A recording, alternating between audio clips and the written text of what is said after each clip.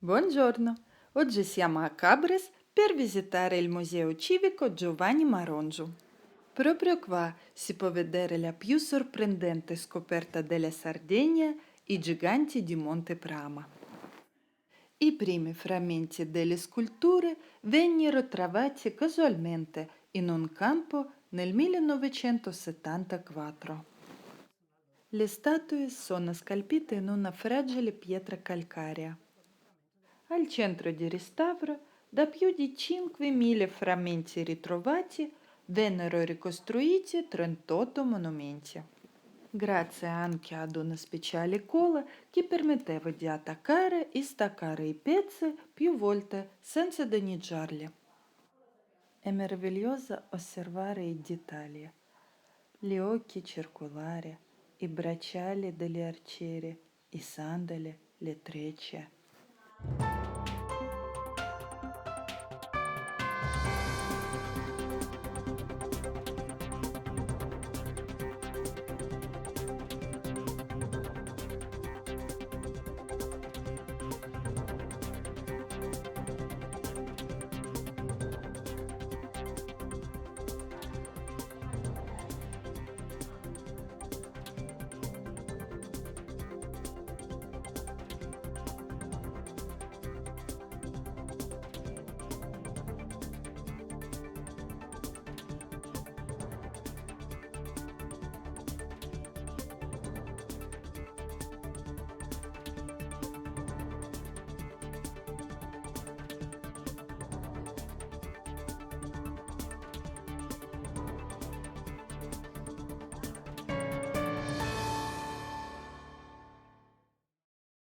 Incredibilmente, queste statue hanno una grande somiglianza con i piccoli bronzetti sardi.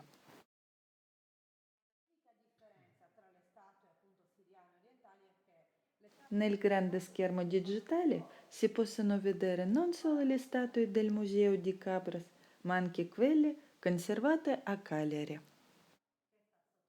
In Sardegna ci sono circa 8.000 nuraghi. Siamo abituati a vederli mezzo distrutti.